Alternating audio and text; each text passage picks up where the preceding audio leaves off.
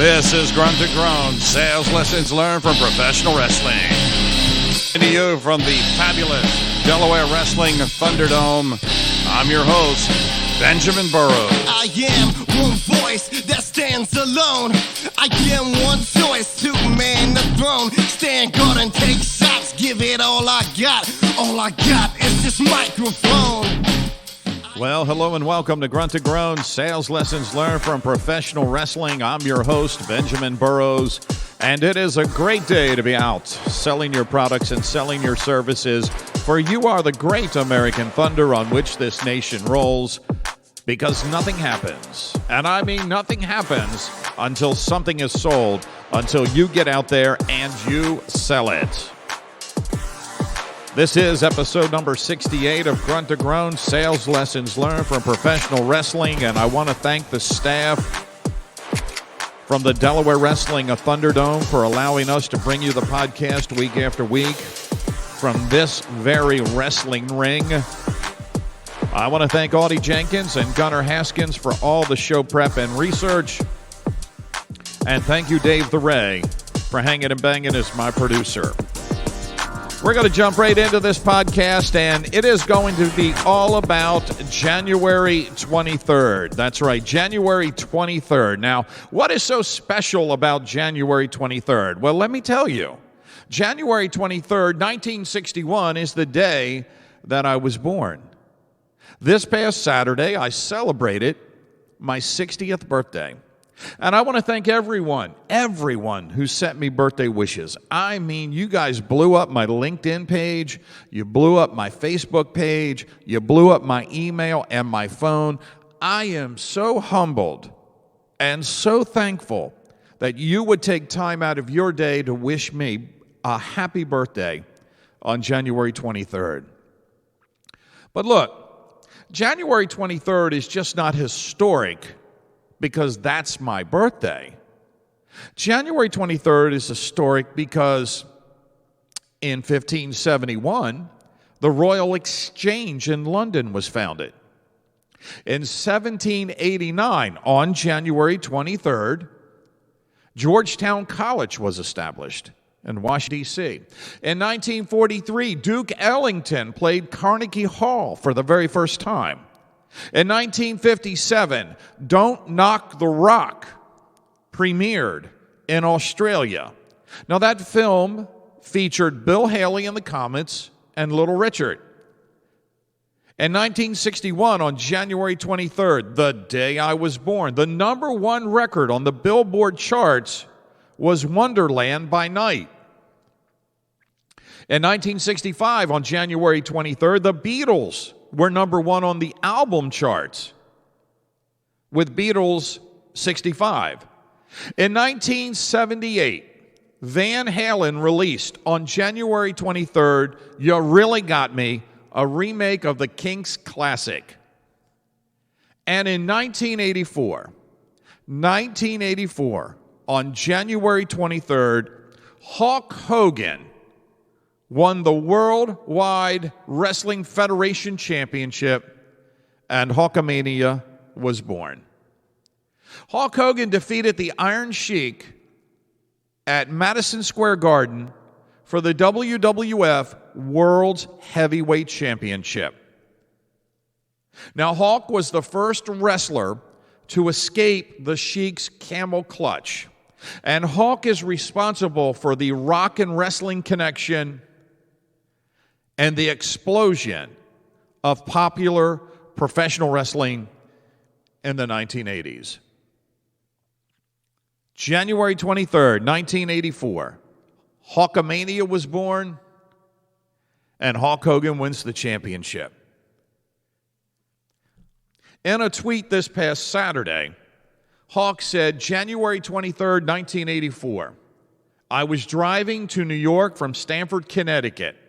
Little did I know the wrestling business would change forever after that night. Hulkamania will live forever. Now, Hulk Hogan winning the WWF Championship and creating Hulkamania is historic. But there's a story behind that story. There's a story behind Hulk Hogan winning the WWF Championship. You see, Hulk Hogan used to work for the Worldwide Wrestling Federation when Vince McMahon Sr. owned it. Now, he was a villain, a bad guy, but he had a promising career. And he was a big draw for Vince McMahon Sr. and the WWF.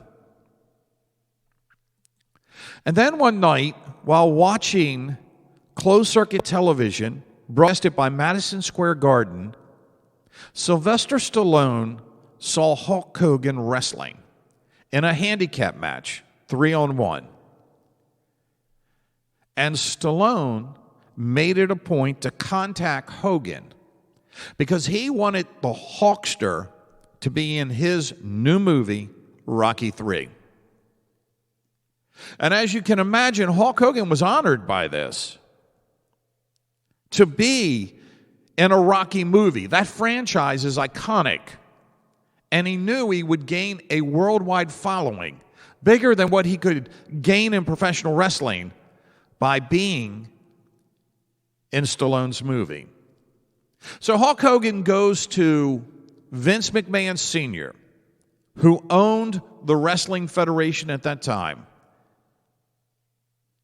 and told him he wanted to be in this movie. McMahon Sr. told Hogan, "You're a wrestler, not an actor. If you go and do this movie, you will never, ever work for this federation again." Hulk made the decision to do the movie. Hulk Hogan took a risk that could have cost him his career. He was told by McMahon Sr., "We'll never have you back. You'll never wrestle in one of our rings again." Yet Hulk Hogan took that risk. Now, history proves that McMahon Sr. was wrong. When McMahon Sr. sold the Federation to Vince McMahon Jr., Jr. brought Hogan back. Hogan won the belt on January 23rd, 1984, and professional wrestling changed forever. But that still does not discount the risk that Hulk Hogan had to take and the decision that Hulk Hogan had to make in order to become a worldwide known superstar. Now, as a sales professional, you might be thinking, okay, what does this have to do with me? Well, as a sales or business professional, sometimes we have to take risk in order to be successful. And sometimes those risks can be as dramatic as Hulk Hogan's.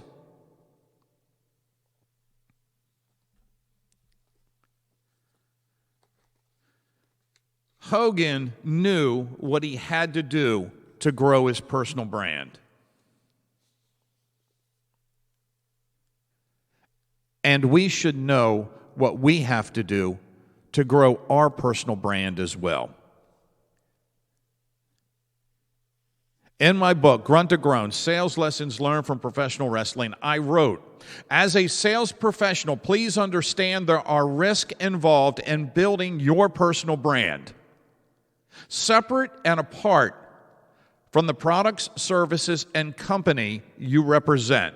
For example, it will not take long for your sales manager or sales vice president to notice that your brand is beginning to grow And this can be intimidating to some in management. But stay on course, because sales management will come and go. Your brand will live forever. Hulk Hogan had to do this. He had to sacrifice and risk in order to grow his brand. So what does that look like? And what does that mean for us? I want to share with you an example from 20 years ago in my career. I had taken over a sales territory that was dominated by veterans in the market. I mean veterans who represented companies that had a 20-year head start on me. And I had to take some risk in order to make entryway and headway into the marketplace. One of the very first things that I did was I went to wearing all black. My customers immediately recognized that I was wearing all black.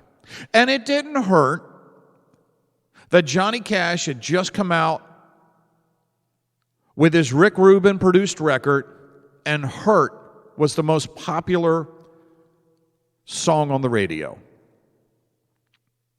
My clients referred to me as the man in black, and I wore black from head to toe. I also took to taking a cooler with me everywhere that I went, and I filled that cooler with Cokes and orange bottled drinks and root beer and orange juice and water. So my clients now had two identifiers for me: the man in black and Mr. Cool, the guy with the cooler.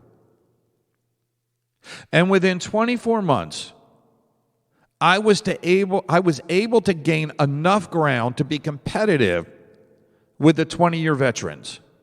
In 4 years, I surpassed those veterans in sales. My territory in 24 months became the second largest in my region. In 36 months, it became one of the largest in the company I was working for. And I took some heat. I took some heat from my peers. I took some heat from management. You're always in black. They looked at that more as a negative, a positive. And when I simply pointed out my sales performance, I didn't hear a lot about it. Now, I took a risk. It was a mild risk. It was not like Hulk Hogan's risk. Hogan risked everything. Me, I just changed my wardrobe. But it made me successful. So I leave you on this podcast, episode number 68, with the question: what risk have you taken to be successful in your sales or business career? And what risk are you willing to take to be successful in your sales or business career? Hulk Hogan is a great example. If you get a chance, Google January 23rd, 1984, Hulk Hogan wins the championship. And investigate just a little into the risk that Hulk Hogan had to take to be successful. And with that, I'm going to wrap up this episode of Grunt to Groan, Sales Lessons Learned from Professional Wrestling. Hey, don't forget you can buy the book, Grunt to Groan, Sales Lessons Learned from Professional Wrestling, at any one of the .coms. You can also buy the t-shirt, Great American Thunder, at Merch by Amazon. Just go to merchbyamazon.com, type in the search bar, Great American Thunder, buy the shirt. If you have a sales professional in your life, they're going to love it. And remember, you are the great American thunder on which this nation rolls, because nothing happens until something is sold, until you get out there and you sell it. So quit listening to me and get out there. Sell something. I am one voice that stands alone. I am one choice to man the throne. Stand guard and take shots. Give it all I got. All I got is this microphone.